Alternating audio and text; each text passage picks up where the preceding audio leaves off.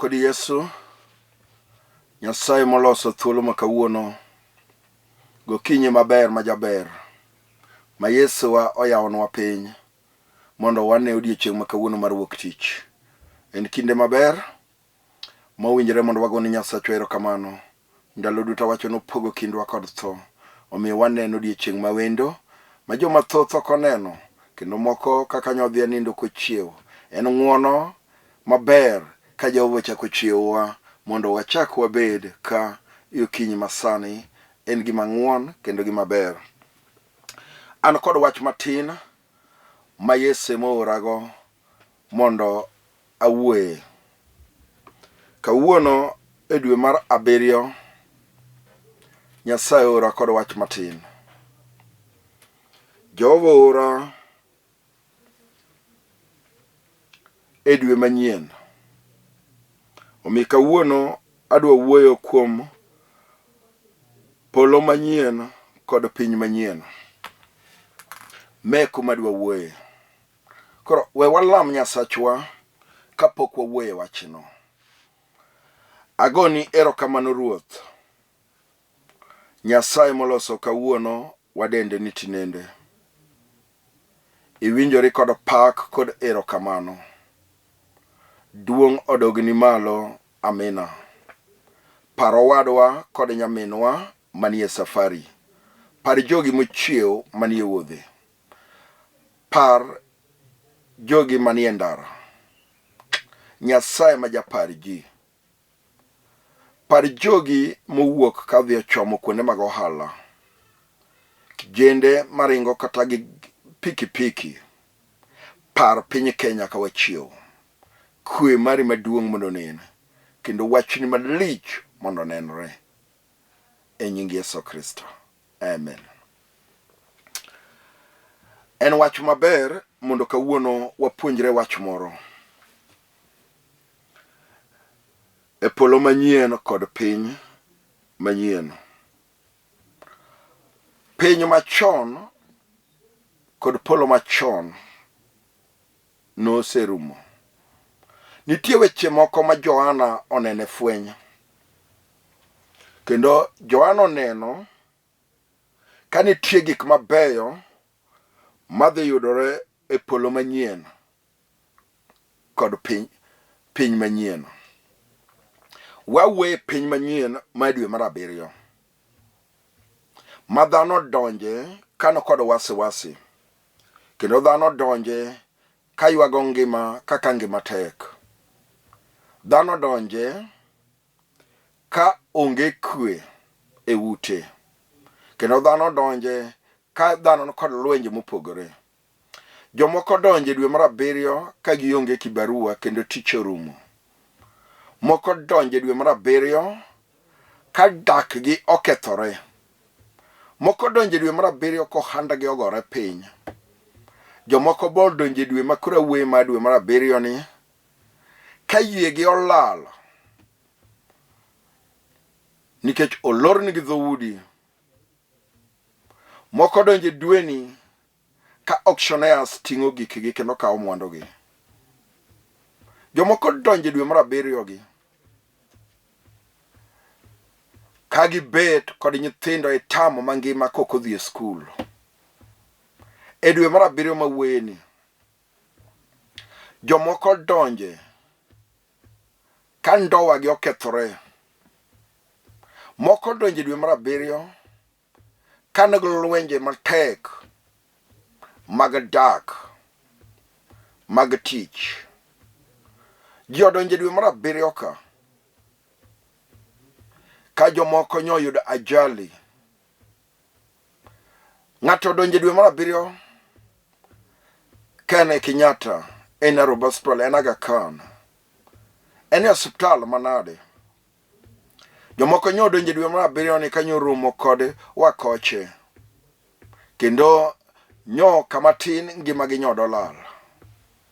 Dweni ji odonje kod weche mopogore opogore. Wawuo kod jomodonje kod masirni. Wawuo kod jomodonje dweni ka chunygi lit. wawuog jomodonjo dwe mar abiriyo ka gikgi okwamo. Wawuok kod jomodonjo dwe mar abiriyo ka ndowa gi nyo okethre. Wawuog joma nyodonjo dwe mar abiriyo ka tijgi nyorumo. Awuoyo gi jomodonjo dwe mar abiriyo kolorni gi dhoudi. Adwa wuoyo gi jogo ma chunygi lit modonjo dwe mar abiriyo ka gope negogi. Jomodonjo dwe mar abiriyo ka nigi kes e court. Awawuo gi ng'ama odonjo dwe mar abiriyo mochako dwe mar abiriyo kod liel. Odonjo dwe mar abiriyo ka pi wang'e chwer. Jogo ema dwa wuoyo go, jomodonjo dwe mar abiriyo kan kod lit. En ma Nyasaye owuoyo koda ne dwe magidonje ni. Nyasachwa oyiko gik mabeyo kendo Jehova oneno masirni magiyawogo dwe. To Ruoth jang'wono, Nyasacha ni nigi duoko. Nyasaye dwa duoko gi kawuono. Jogo mochako dwe mar abiriyo ka onge kwe. Jogo mochako dwe mar abiriyo ka pi wang'gi chwer. Jogo mochako dwe mar abiriyo kan kod uzuni. Gichako dwe mar abiriyo ka gimako mana wiyegi. Kama ginyalo yude ngima maber gikia. Kendo kama ginyalo yude resruok ok ging'eyo. Kama ginyalo yude konyruok mar adier pok gineno. To Nyasachwa ora e wach niya, wapimno mar dwe mar Yesu Kristo nigi resruok mar adier. Kendo mae dwe ma Jehova dhi golo masira e nyimi. Mae dwe ma Ruoth dwa winjo kwayoni. Mae dwe ma Ruoth dwa miyi lokruok. Mae dwe ma Jehova dwa gole ajara kod anyiera e nyimi. Be mae dwe ma Ruoth dwa lose ndowani no. Mae dwe ma Ruoth ndikie payroll. Be mae dwe ma Ruoth medie msara. Mae dwe ma promotion mari bire. Dweni ema Nyasaye opango ni yude nyathi. Kata ndowa misemanyo no dweni yudore. Wawuo e dwe manyien ni e piny ma Jehova loso ni. Waluonge ni piny manyien. Ka dhano chomogo polo manyien. Yani ngimani losore ratiro. Ruodhwa kawuono dwa wuoyo kod ng'atno molosno dweni. Dwe ka dwe Jehova pango joge. To ka wuoyo kodi in jawinjono, to Nyasaye opango ni dweni. E dwe mar abiriyo ni Jehova pango ni wach maber. Omiyo adwa wuoyo kodi mos mondo iwinjane wach ma Ruoth okelo. Ma Jehova pango ni e fweny 21 kochakre matindo 3. Kanye madwa wuoyo kodi mos mondo wawinjane gima Jehova pango ni. Nyasaye oneno fweny moro kuomi. Oneno dwe ni chako marach. Nyathinyo olal, mano be Jehova neno. Nyako nyotoroka, Ruoth ong'eyo. Wuoyo toroka, Jehova ong'eyo. Nyathi olal Mombasa, Jehova ong'eyo. Nyathi okwamo Nairobi, Ruoth ong'eyo. Wuoyo kwamo Nakuru, Jehova ong'eyo. Oneno kata nyathini mane Eldoret, kata obed Kitale. Ruoth neno gi te, kata obed piny Migori, kata en Homa Bay, kata Siaya. Ruoth neno gi te, kata ne piny Busia. Ruoth ong'eyo gi. Iwinjo nade jawinjo? Be neno ka wach mawuoyeni nyalo kelo geno kuomi. Nikech geno mari oselal. Ka ji ochomo dwe mar abiriyo tineno Disemba. Onge gima ber miseromogo kochakre Januar be watieko dwe mar 6 bwachako dwe mar abiriyo. Chunyi kod ywak, kod koko, kod kihondho, kod chandruok ineno ka medore ameda. Kendo gik moko kaka sirikal medo e kaka ngimani medo bet marach moloyo. Geno mari oselal. To wapimni Jehova ora. Me fweny ma Nyasaye monyisa ni nitie Nyasachwa makelo resruok sani. Iwinjo nade? Ere gima iwinjo? Iwinji nade? Siepna iwinji nade? Iwinjo nade? Iwinjo nade wachno? Wasomo kodi mondo iwinj gima Nyasaye wacho. Ndiko lero kama. Na winjo dwol maduong' moa e kom duong' kawacho niya, koro Nyasaye osebiro dak gi ji, obiro dak kodgi kendo ginibed joge. Nyasaye owuon biro bet kodgi mi obed Nyasachgi. Enoywe pi wang'e gi duto, kendo tho kata ywak kata nduru kata rem ok nochak obedie, nikech gik machon oserumo. Amen. Iwinjo nade? Nyasaye dwa dak kod ji e dwe mar 7.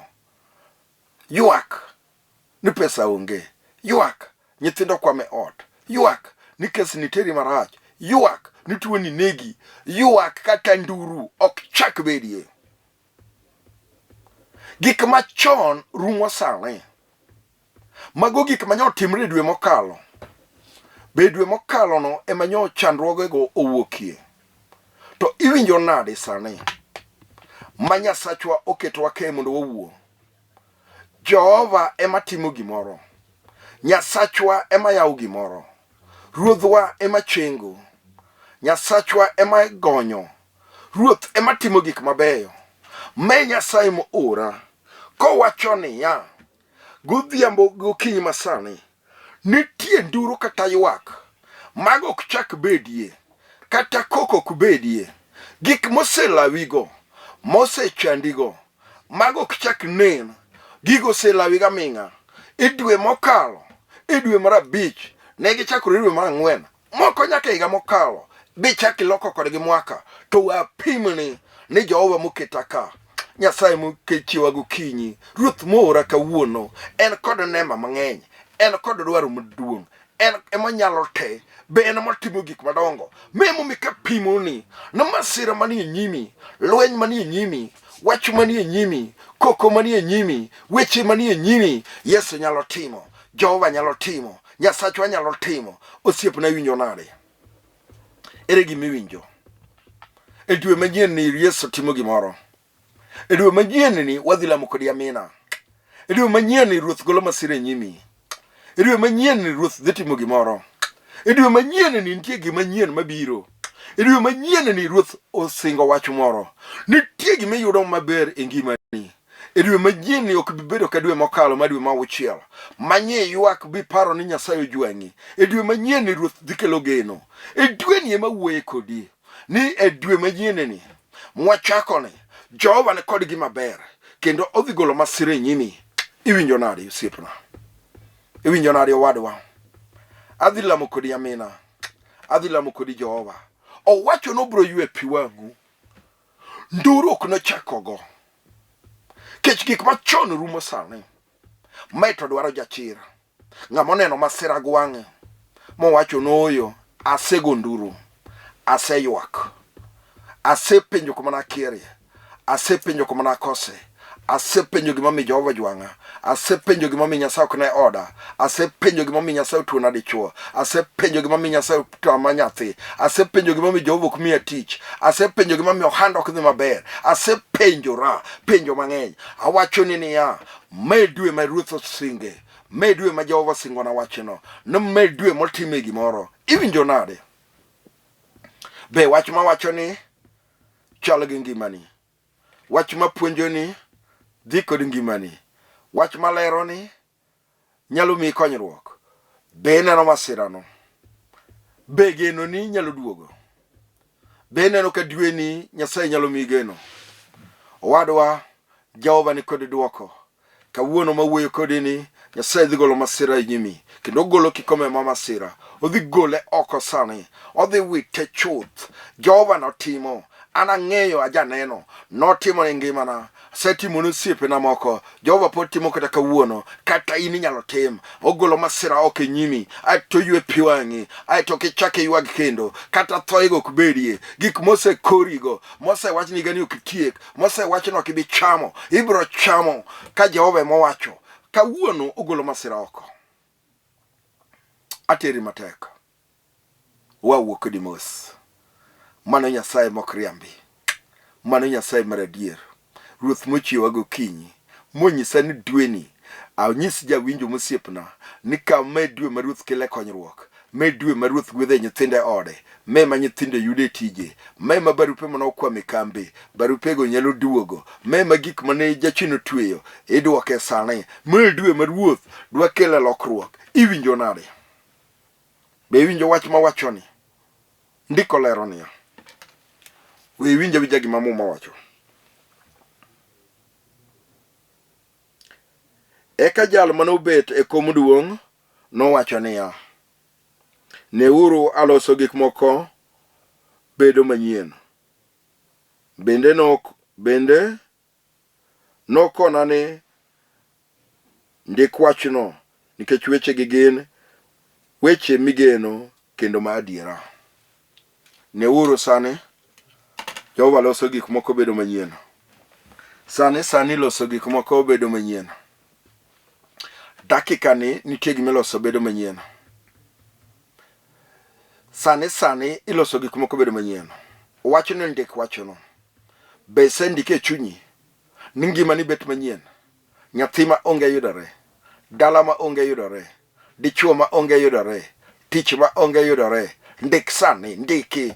Promotion misemanyo yudore. Ndik sani. Gari midwaro yudore. Ndiki. Gik ma onge yudore. Ndik sani. Mano Jehova mowuoyoga. Tuo mosechandi rumo. Ndiki. Ndik wechego. Gin weche madiera. Gin weche migeno. Chak ndikogi. Ndik wechegi. Amerika misedwaro dhiye. Tich misedwaro dhi oko. Dubai midwa dhiye. Saudi Arabia. Qatar. Ndik sani. Ndiki. Magi weche mogen. Gik misedwarogo. Ndik gi sani. Nikeche gik machon rumo. Jehova keto gik manyien. Gik misedwaro ngimani. Lowo midwa dhi nyiewo. Kes ma in go e court. Ndik sani. Ndik gi piny. Awinjo ka ng'ato ndiko. Nyasaye loso gik manyien. Ere gima indiko? Siepna, ere gima indiko? Kambi midwaro e tichno. Be indike? Promotion midwaro no indiko? Nyathi school midwa dhiye no. Be indike? University midwaro gano. Indike? College midwaro no. Be indiko? Course midwa somo. Be indiko? Mama ohala midwaro no. Be indiko? Pesa misedwaro capital no. Be indiko? Gik machon oserumo. Ruoth kelo gik manyien.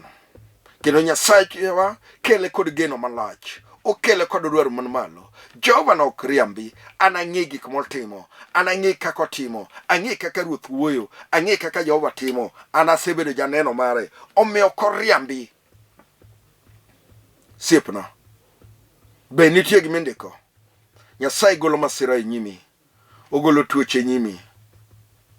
Ogolo dhier e nyimi. Ogolo chandruok e nyimi. Ruoth makelo geno. Sani geno nitie. E dwe mar 7 sani. Anyisi ni ya.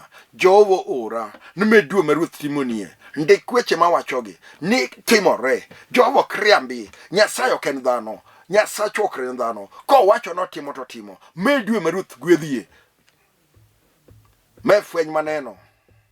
Ni higa ni Nyasaye chwa gwedhi. To chako gweth mari chakre dwe mar 7. Kendo gik ma onge yudore. Dak misemanyo yudore. Ot misemanyo yudore. Dala misemanyo yudore. Nyithindo misedwaro kuomgi yudore. Dichwo misedwaro yudore. Kwe misedwaro yodi yudore. Gik misemanyo yudore. Ndiki. Owachni mondo ndik. Siepna be isekawo kalam mar chuny. Ok kalam ma olos gi dhano. Indiko gi kalam mar chuny. Kalam mar yie. Kawuono nitie kalambe mag yie. Ma ka ng'ato winjo ka puonjo wachni. To wacho na ndiko weche gi chunya. Kendo akawo gi kuom yie maduong'. Gik masemanyo gi chunya. Asebedo jamasira. Nikech gika duto nokwamo. Ma penjo kuma Nyasaye odakie. Ma winjo ka gima Nyasaye omiyo wang'e. Ma neno ka gima Nyasaye ok nena. Ta winjo wach maber gokinyi. Wach mochiewa sa 12. Wach man kod teke e ngimana. Ni kawuono Nyasachwa loso gik moko bet manyien e dwe mar 7 sani. Ma yowuoyi kod chwo chako. Ka tumaino lal. Kendo ngima bet matek. Me dwe kende ma Jehova singona. Yani Nyasaye ora. Ni nitie gima nyien matimore. Osiepna adhi lamo kod Yesu. Osiepna adhi lamo kod Nyasaye. Mama wadhi lamo Nyasaye magolo masira oko. Wadhi lamo Nyasachwa makelo konyruok. Wadhi lamo Nyasach warruok. wadhi lamo Nyasach ot, yani Nyasaye manigi teko, Nyasaye mochiewa gokinyi, oora gi wach matek, omiya nema gokinyi, owachona ni nyathina, nitie weche moko ma nyaka inyis jawinjo, ni med dwe ma Nyasaye gwedhe, med dwe ma Nyasaye miye gima dwaro, med dwe ma Nyasaye ywe pi wang'e, ok ochako ywag kendo, nduru ok chak winji, ondik piny. Be indiko wach moro? Nitie wach moro mindiko. Osiepna, wach moro be biro e pachi, kaka nyithindogo osechandore, kaka odi osebeto ka onge kwe, kaka msara ok medi, kaka tuoche chandi, kaka dala dong gunda. Be nitie gimindiko? Osiepna, ndikane wach moro. Ndiki wechegi gin weche migeno, ndikigi. Aneno ka ng'ato ndiko weche moko e chunye, kendo okwanore ka jamasira. Awuoyo kod jamasira achiel. Onyalo wacho ni bishop wach miwacho ne en adiera. Ane maneno ka sekwanore jamasira, keche ka ochakre Januar nyaka sani pok aneno gik mabeyo. To kata kamano, awinjo meseje ni Jehova loso gik moko bet manyien. Gik machon oserumo, gik manyochando oserumo, tuoche manyagoyo oserumo, weche manyochando oserumo, lwenje manyango oserumo. Nandik wach manyien, gik manyien e piny manyien. Ayie nandikogi, mano jachir. En owacho ni wach mawinjono, achako ndiko sani, chunya achako ndikogi, ochako kwano, to ndiko. Gik mosemiyo kwanore ka jamasira, bokwano wacho ni kara Nyasaye ok nen adier, kech akale masiche matek, okale tembe matek, okale tuoche matek, okale lwenje matek. Iwinjo nade? Iwinjo nade? Iwinjo nade? Siepna, iwinjo nade? Mokwanore ni nyathi ne riek, sama nodonje form 1, gini nyithindo manobedo gazeted. Sani nyathi onge gima winjo, oduogo gi D, oduogo gi E. Openjore to karo wakier gi kanye, akuma koso akanye, ka buge to nyieto school fees to chulo on time. Iwinjo nade osiepna? Nyathino kata ka loro to onyalo dok ken kod geno, onyalo dok ka nitie wach moro ma Nyasaye dhi miye e dwe mar 7 kae, kodhi chako tam machielo, Nyasachwa dhi timo gik moko, kata kodok e school nitie lokruok mabobetie. Iwinjo nade? E nyako mosedhi tedo to duoge dala, mokwanore ka gima haperach, moneno bibe kwanore ka gima hapirach kod nyithindi hapurach, onge gima ber mayudore. Kawuono Nyasachwa koloso piny manyien, Jehova oting'o geno, Nyasachwa dwa winjo lemo mar jamasira. Ma ng'ato kwanore kawuono bowach ni bishop, kata kiwuoyo ta kwanore ka jamasira. Aneno weche moko makwane chunya, buweche goloya kod bura, ma aneno weche moko machando pacha, ma weche guketa piny, ba wacho no oyo, kiwuoyo ni Nyasaye nyalo kelo konyruok, to abed piny mondo winjo wachni kende moloya kod bura. Menga madwa lamogo Yesu, menga madhi lamogo Jehova, menga madhi lamogo Amina, menga madwa lamogo Nyasach Hono, menga madwa luongo no were, menga madwa luongo ni Nyasach ngima, menga madwa luongo ni Nyasach loch, menga madwa luongo ni daktari ma jachengo, menga madwa luongo ni Nyasaye manyalo golo ng'ato e otodo, machak ting' malo bo ng'ato bed dhano. Ng'at madwa wuoyo go, adwa luongo ni Nyasaye mang'eyo, mano ogero mier mano osejwang'. Nyasaye mang'eyo, madwa luongo no dhako moro, ruoth manyo ting'o kijende, manyo ka okwan kargi ok nobed maber. Jehova manyo kelo warruok, Nyasaye manyo loko ngima jomoyie, Nyasaye madwa luongo no dhako, ng'at moyie ma chunya dembore, maneno sani, ma Nyasachwa loso. Wasom wach achiel mondo walam Yesu. Alamo ni Nyasaye mar polo, ndiko lero nang'.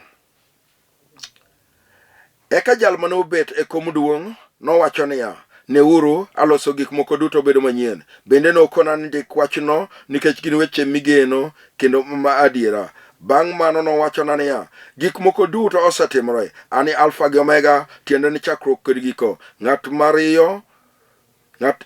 ma riyo oloyo amiyo pisoko mar ngima nono, ma ok chul gimoro. Ng'at molocho noyud gigo, kendo anabed Nyasache, tenobed wuoda. Amen. Sauromo mondo walam Yesu.